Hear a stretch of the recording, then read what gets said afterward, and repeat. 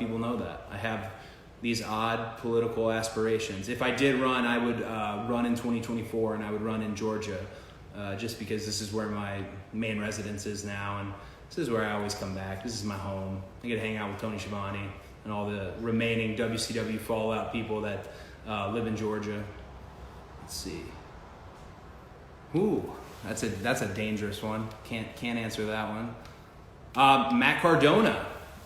I had assumed that question would come up. Matt Cardona, aka Zack Ryder. That guy's the best, and he's got, I think, over 2 million followers on Twitter and over 1 million followers on Instagram. So very broad influence, incredibly famous, more famous than a great deal of guys out there. But that doesn't always translate. And probably the thing that Zach or Matt, the biggest hurdle he'll face is his friendship with me. He's one of my only really, really close friends in wrestling. Maybe my only friend in wrestling. And I have my brother here, I have my beautiful wife, and they all do the work. So this can't be all friends wrestling. You've got to handle it the best way. If you put on that Nightmare Family jacket, you've got a massive bullseye on your back, just in the locker room alone. It's a total heat seeker. But I am really looking forward to what he does next, because I think he's going to turn a lot of heads. I definitely think and hope our paths will cross down the road. That guy's just entering wrestler prime, which, for those of you who don't know it, men's wrestler prime is 35 to 40. So I don't know what it is for women, but for men it's 35 to 40, and that is quantified, and that's if you extrapolate on the classic champions of history like your Ric Flairs and your Shawn Michaels and Hulkamania and all these guys, and when they hit Dusty, when they really hit their stride. So at least to me, and I feel that's pretty accurate, 35 to 40. Hope you bring AEW to Ireland. I would love to come to Ireland. I'm kind of a wanted man in Dublin, if you know the OTT story where I refused to go home early because I had no clue they were even filming the show. And that poor Devlin, a lot of people didn't get to see his title win. I forever am sorry about it. Had no clue. Just was having too good of a time.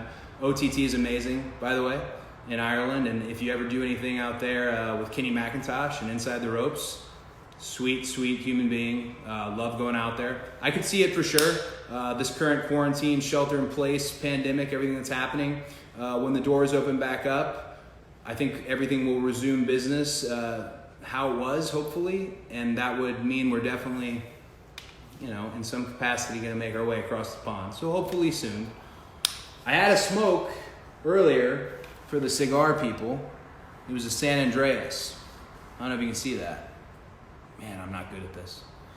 Well, it's a Mexican wrapper. It's Connecticut broadleaf, and I'm not going to smoke it because it's way stronger than I anticipated. I got a little sunsick by the pool today, but very good. Rocky Patel, always a good blend. My friend Frankie Kazarian, who you see the American Rebels up there, he knows more about cigars than anybody on earth, just exceptional. So Taz, too, is another brother of the leaf. I don't know if we got any cigar folks out there. Let's see. I see some good questions coming in here. Oh, cool. I got a question from my wife. Tell them about Charlie throwing up. So the room we're in right now is the cigar room. And I never push cigars on anybody. It's not a thing. If you don't want one, it's the same with alcohol. It's no big deal. Like, no judgment. But he really wanted to man up and smoke a cigar.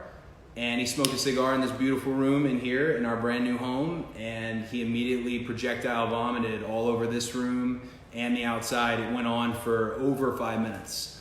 And my wife at the time was gone, and that is one of the reasons why I can't have friends over on a regular basis anymore. This room has been disinfected and cleaned heavily since, but that was Charlie's his big run.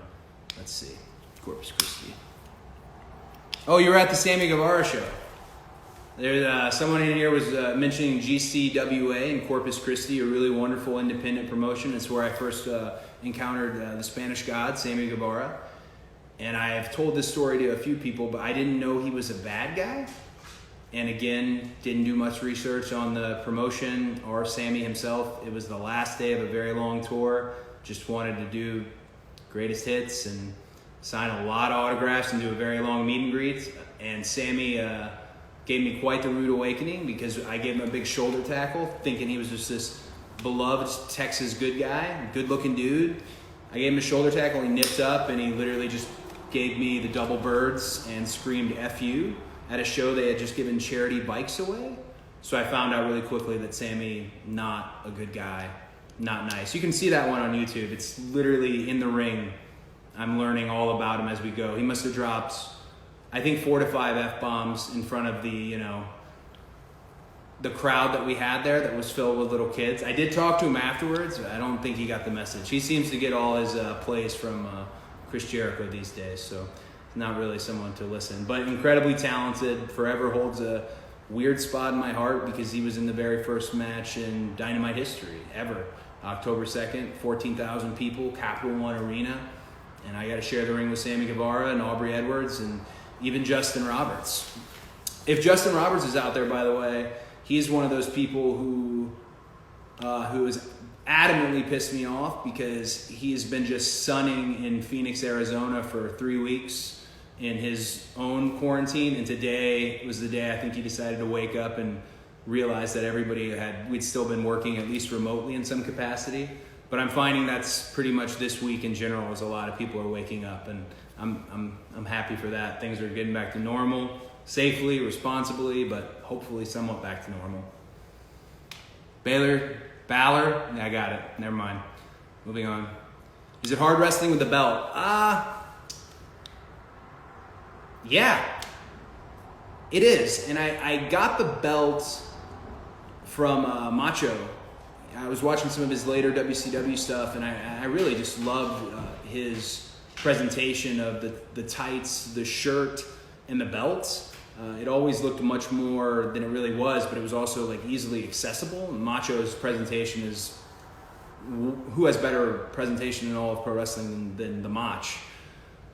But man, they had kind of that like bigger abdominal section, him and Hulkster, and the belt seemed to fit them better. Mine rides up and down, and that buckle on it has victimized a few people already. Poor Kip Sabian got the buckle right to the face. It's kind of got a Rey Mysterio knee brace reputation going on. It's dangerous. But I love throwing it. That's just the best part of any match, and to be able to make a connection with the audience, and that's just something we stumbled across organically. I really want to keep doing it. It's so sad now in the empty arenas to have no one to throw it to, but it's all just in anticipation of throwing it out once we get back to running arenas and crowds. Farrell, why are you making so much noise, buddy? Are you trying to get in here? Are you? Hey, are you trying to get in here? What's the deal?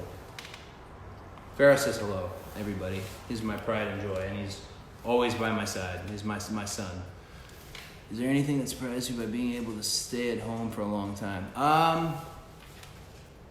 No, I was happy to be where I'm at because I'm very fortunate that the Nightmare Factory is nearby and the studio where we film Road 2. A lot of the ID footage is nearby, so that is a beautiful thing. You know, those places, their doors are shut to the public, but I'm able to still get in and do some post-production things the best I can. So I was able to still completely work, but everything else around here is shut down, and there's no human contact. So that's I think we're all feeling the isolation of this a little bit, but I was able to power through it really well. It gave us a good chance to look at the future.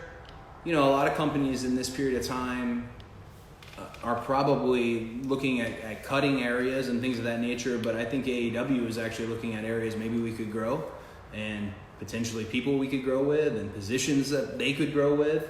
So I thought that was really special to think that we could grow during this period. And Tony Khan's been amazing about how he handled production, talent, and everyone being off. I'm sure you'll hear some stories from talent themselves, but what a good leader, what a good boss, and really knew how to handle the pandemic which how would anyone ever know how to handle it? But the company's surrounded by some of the best infrastructure people ever. And if you're out there and you're listening, Bryce Rimsberg, Chris Harrington, Doc Sampson, the same doctor who saved Jerry Lawler's life, absolutely phenomenal.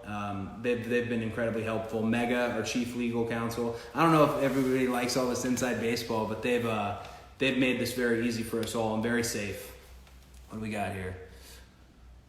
I don't know who keeps trying to get into the video. I don't know if that's a thing.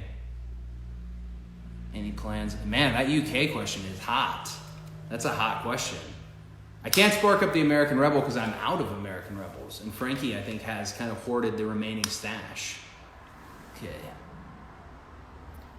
Alrighty. Hope. It's not. You got to spell it right. What was your biggest concern before the second AEW show? Well, I assume you mean the very first Dynamite after we had come from, I think All Out preceded the first Dynamite. Concern's always time for me. We have a large, very talented roster, but you can't cram it all into one bag. Unless you take time with individuals and things, they don't translate and they don't register. And, we've been able to, I think, take time with so many of the projects, and that includes myself. And that's really special to be able to take time and move slow. We plan to be around for quite some time, and that's a good part of it. Alrighty. Nope. Oh, book Flipper. I think Flip signed like a long ROH contract. I don't know. Flip's a unique cat. I don't know what the relationship between Flip and I. He kind of modeled a lot of his life after me. He got the same dog. Stole a bunch of my stuff one night out in the ring. I don't know. Flip. I don't think. I think that's more of a Matt and Nick thing. They have a soft spot for Flip because he's a BTE creation. But yeah, I'm not sure. I know he's kicking ass in ROH, and him and Marty, God bless his soul, are still doing their thing. I always really liked working with Flip, whether it be at NEW or whether it be at ROH or when he snuck onto All In. I've admired the persistence of Flip Gordon. Let's see.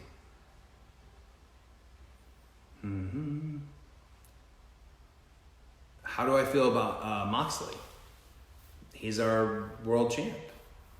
This is the current best wrestler in the world by my standards, and he's still traveling and still doing the select pieces of business that he wants to do. I was really impressed with how he handled a completely reinvigorated Jake Hager. Mox is fire hydrant head tough. You can just keep swinging. The few times I got to interact with him was incredibly sturdy wrestler. I don't want to say stiff, but really sturdy wrestler, and really proud to have him as the world champion because he's showing an entirely different side to himself. It's a weird thing about wrestling.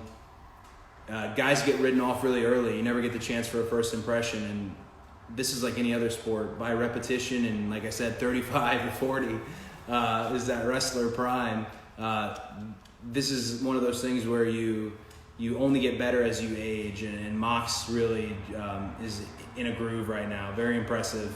Unique guy.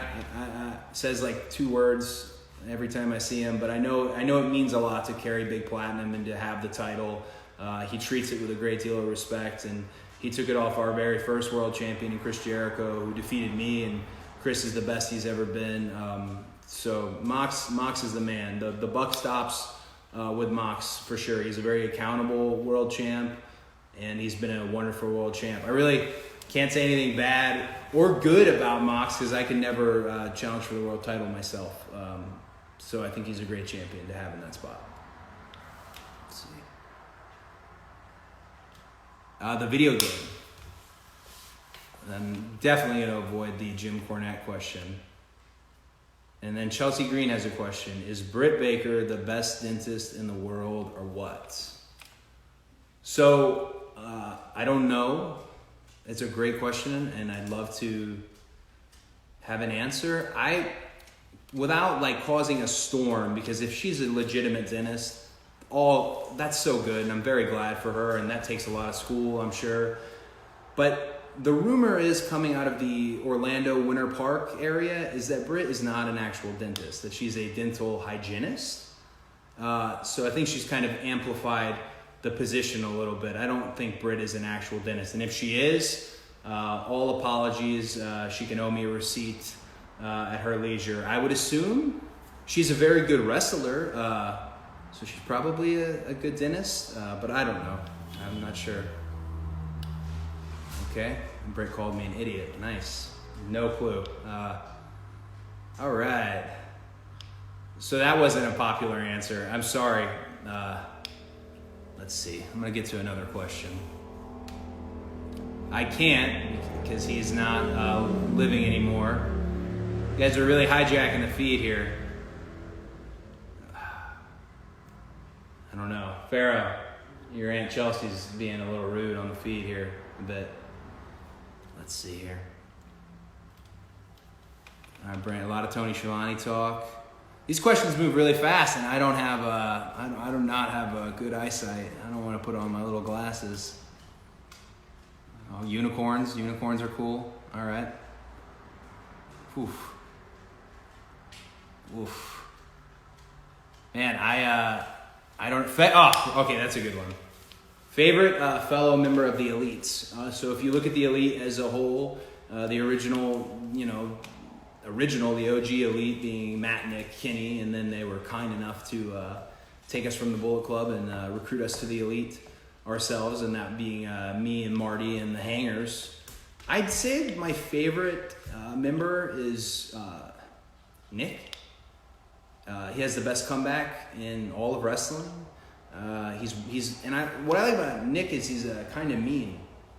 I think wrestling is too soft hands now, and just I don't mind a little of the militaristic, a little bit of the it's a competitive sport. You're trying to beat each other. It's okay to have a little bit of a swagger and attitude and not be Mr. Politically Correct. And Nick is an absolute spark plug. So I'd say Nick is my favorite member of the Elite. Not that I don't love them all in any ways. The Janela Zone. The Janela Zone has Leroy. And Leroy is somebody who trains at the Nightmare Factory with QT Marshall. And that's Leroy really loves wrestling. So I'm glad that you guys have taken to Leroy. Very, very, very, very special. You're not great at live. Awesome. When can we see the TNT Championship? That is a great question. My guess would be Double or Nothing itself, unless it gets scooped or spoiled, which if it does, wait for professional photos. Always wait for professional photos. That's like when you go on set and they take set photos of like Batman and stuff and you judge those. Wait for the pro photos. But I think Double or Nothing, it's pretty much under lock and key until then. The individual making the belt and the belt task force that we have in the email thread is very excited about it. None of the competitors have got a chance to see it yet, so I'm very excited to see it myself. Is Amel coming to AEW shows? Well, he came to one, and he was terrible luck because I lost to MJF. But I was really happy to have him. Him and the Knocking Point gang, they're doing such great stuff right now with all their wines. And they're the ones behind the bubbly, besides Chris Jericho. Knocking Point is behind the bubbly. But I could see Steven, if he comes, I really would like to see Steven tag. I really like to have a tag match with Steven. I know safety and health-wise, a singles match is probably not the most exciting to his lovely wife. So I get that. But I could take care of him if we did a tag match. So I very much would hope that Steven would show back up. He's a wrestler. It's in his blood. I mean, he only had 3 matches when you saw him at All In, and that was incredible. What he was able to do with that very limited amount of experience with somebody like Christopher Daniels. Couldn't ask for a better person. That guy, just the most beloved individual in wrestling, and CD, the Doctor. I'd love to see him tag at AEW with any of the Elite, because he gets along with Kenny and all the guys too as well. FTR. I don't know if anyone remembers, but I was the first guy who said it. And it looks like they got a shirt now, and they're making money off of it, and I'm really glad. I remind Ryan at Pro Wrestling Tees on a pretty daily basis that I was the very first to say it, but I don't think it matters at this point. It's really what they do with it. Also, I don't know what it means anymore. At the time, it meant fuck the revival, and now I think it could mean a lot of things for all we know. I'm not sure. Let me see if I can get another question here. Nope. No on Heath Slater. Okay, that's a good one. Do I keep in touch with the legacy members? Teddy is kind of like an outlaw. I don't speak to Teddy as much as I'd like. Always lovingly when I do talk to Teddy. Just a very sweet individual and big part of my youth in terms of my education in the business. Randy and I don't talk as much as we used to, but that was my mentor in the business. So regardless of where the relationship is now, forever in debt to an individual like Randy who took me under his wing and let me grow under his tutelage. Same as with Danny Davis and Al Snow and the people at OVW. They don't hear it enough, but the success I've been able to have, I could have never had unless they really took me under their wing like they did, and in certain cases coached me very differently. Like Al Snow pretty much always acted like he hated me, but he was a great coach because of it. And that guy taught me more about wrestling than anyone. Everyone assumes when you're Dusty's kid or whatever, you know how to wrestle. I just knew how to hit the ropes. That was it, and I barely knew how to do that. And Al was a great trainer. Can't say enough nice things about Al. Favorite match that I've had in AEW. It's a good one.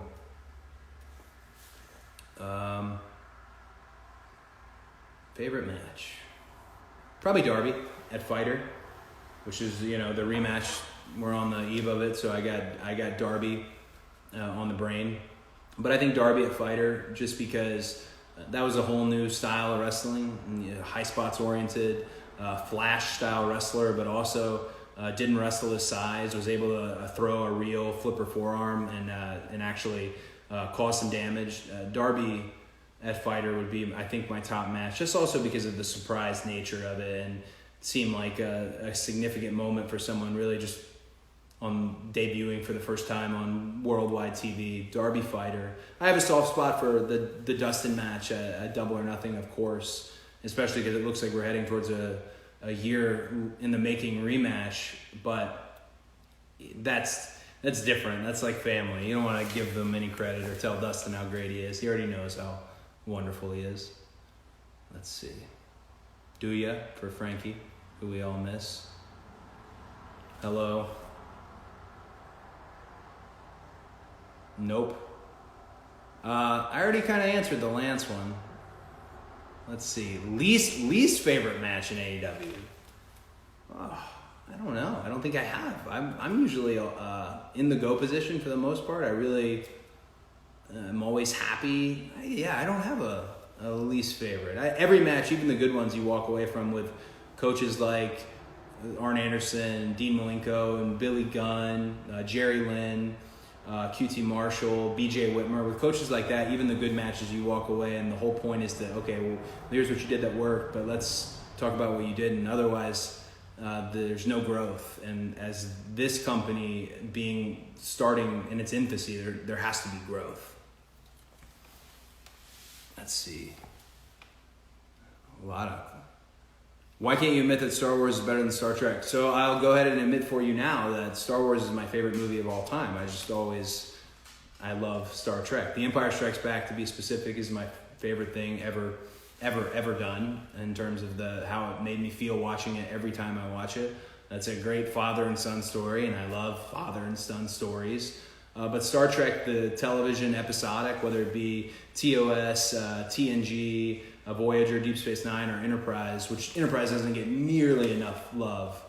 Captain Archer made tough decisions so that you guys could have the prime directive. And he had a dog on board, Pharaoh. You know that, buddy? There's a dog? You're done with this, huh? You're done. You want to go downstairs and see my... Yeah, there's a dog on board. But I love them all. I love them all. The episodics, especially with Netflix. If you've not checked out and you're in quarantine, you're looking what to watch, don't be afraid to put on Deep Space Nine. That show was so ahead of its time. It's unreal. Of course. A lot of questions about Zach. How is Stardust doing? All the Stardust shit is in the basement. It's very neatly packed up. Gentleman from WWE in the magic department there, which is like the props and the hammers and all that stuff.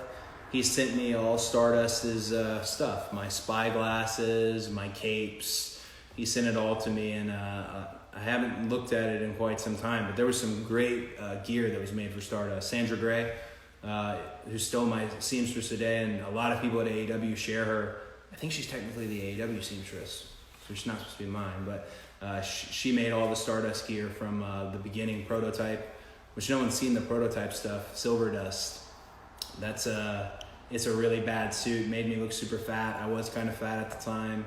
I went into the production meeting with that and like clown paint on for everyone to see. Very low point. And then it turned into this really cool cable-like paint on the eye, Cable from the X-Men, and then it got away and started morphing into what you would see on that first night in Cleveland with Stardust. No regrets about the man from the fifth dimension.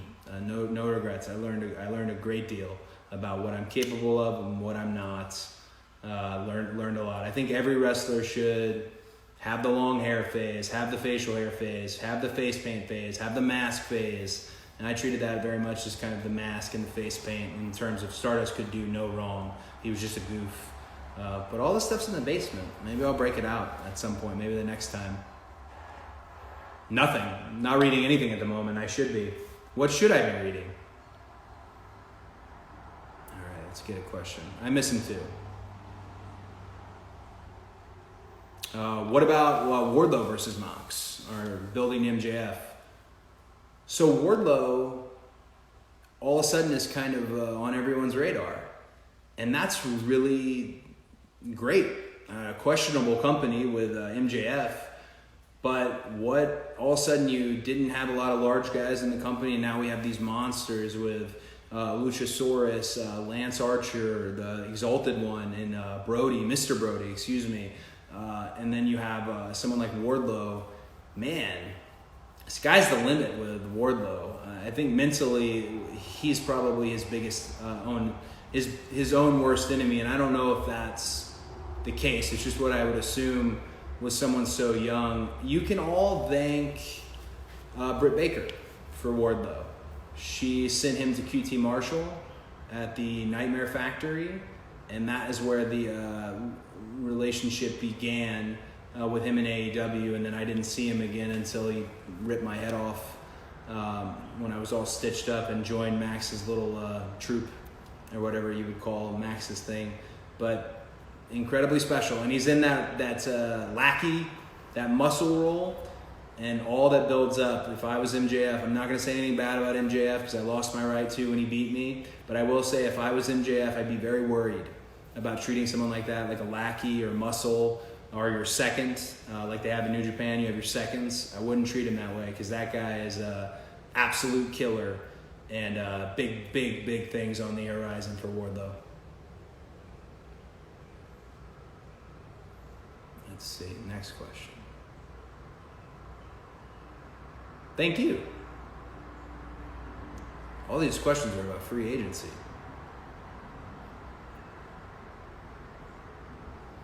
Alrighty. I don't know what time it is here, guys. But I might be... Someone tell me what time it is. I have no clue how to work my phone, and my wife is gone. What time is it? Come here, buddy. Thank you very much. I did, I believe, 2 shows for RCW San Antonio. One of them was at a horse track, and it was a very unique experience. But anytime you can wrestle in Texas is great. Oh, it's 8:30. All right, so I am officially, we're overtime. We are overtime at the moment, so I'm going to have to say goodbye here. Maybe we do one more question. Let's see, one more question. 4 minutes overtime, guys.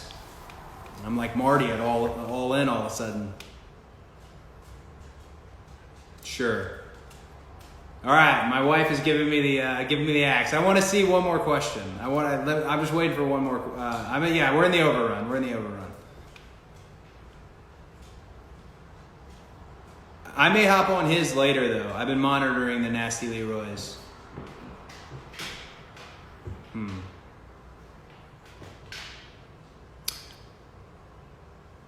Oh, man.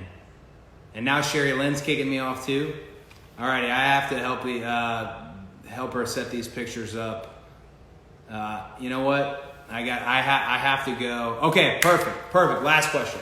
Why did you switch from trunks to tights?